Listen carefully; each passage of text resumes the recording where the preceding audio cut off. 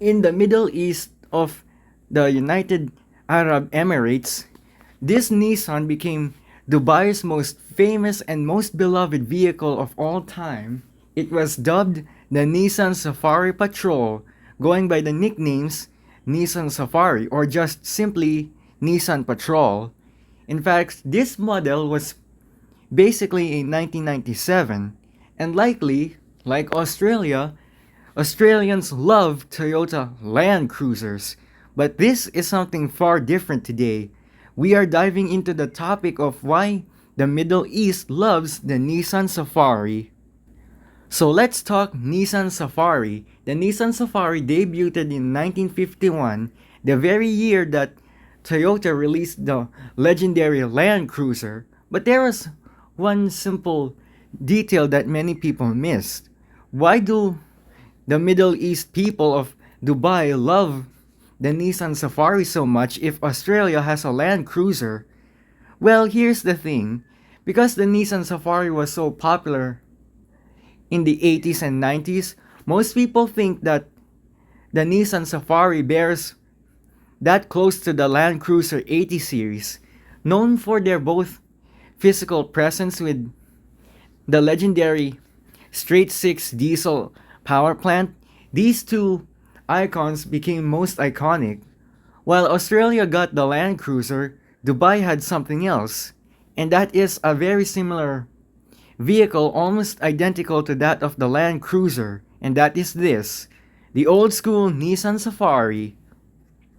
The Nissan Safari came with a variety of engines. One is a turbo diesel, the other one was just a stocked up gasoline powered engine.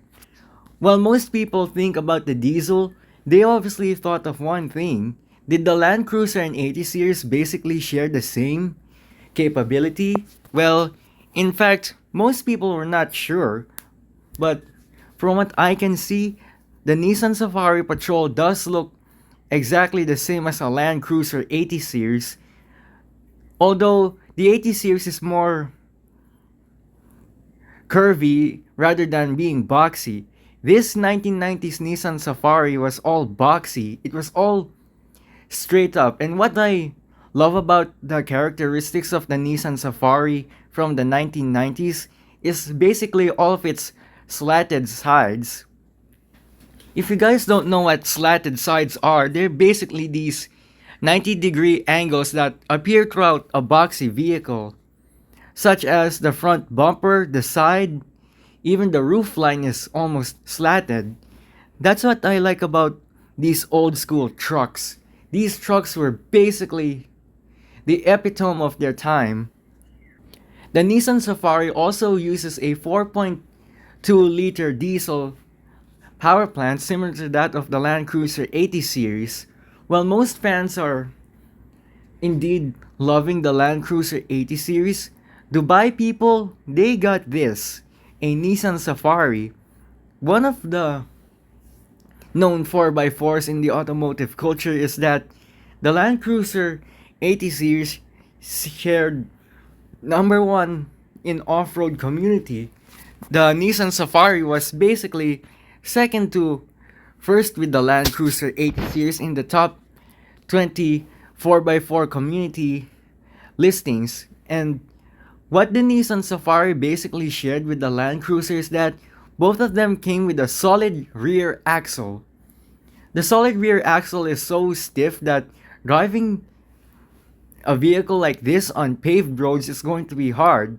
But when they released coil shocks for these 1990s models, these trucks are now affordable and comfortable on the road. Plus, they are really cheap in their time. Even today, it is considered expensive because they phased out for a very long period of time in 2026, and the new Nissan Safari Patrol came out in 2025.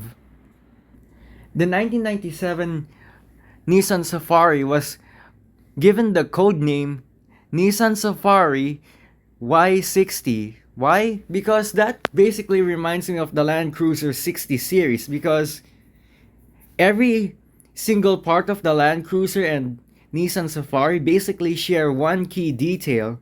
They all share the same numbers, but when it comes to the 80 series Land Cruiser, it was dubbed the J80. The Nissan Safari of 1997 was called the Y60 or the Y61, which debuted in the very same year this vehicle was already sold in.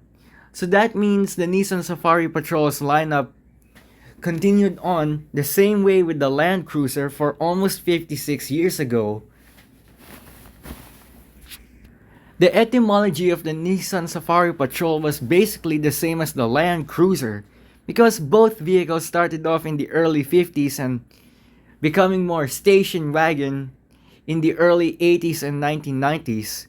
And then the whole global economic crisis started in 1970s, where vehicles were slowly disappearing from the cool factor and now going into the boring life of crossovers and hybrids. But when it comes to the 1990s, the Nissan Safari Patrol is the ultimate off-road vehicle that the U.A.E actually loves. It's basically the ultimate machine that takes the off-roading legacy to a whole new height. And the story of the Land Cruiser basically influences that of the Nissan Safari Patrol way better than any other off-road vehicle. Shortly after almost 56 years, the Toyota Land Cruiser and Nissan Safari are the most recognizable machines in history.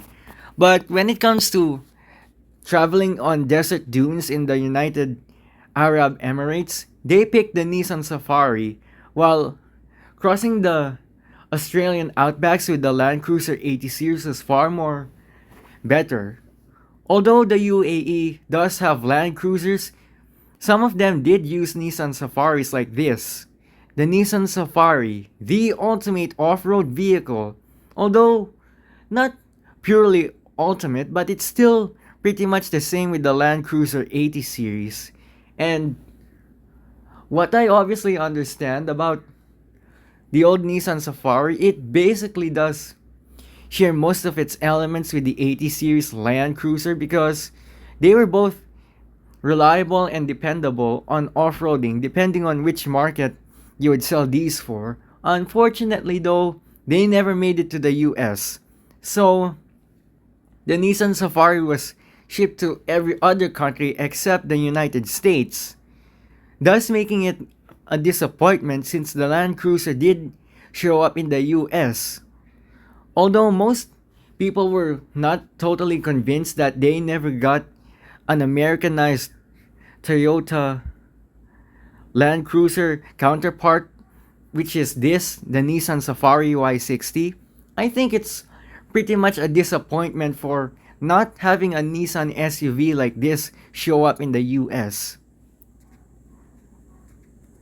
The whole detail of the Nissan Safari wasn't just about presence, it's all about that raw simplicity, and the Land Cruiser 80 series and Nissan Safari basically shared that subject altogether, not just by sharing a line that basically plays out two different worlds. The Nissan Safari is the ultimate off-road vehicle, just like the Land Cruiser, and the U.A.E may consider it to be the king of the desert.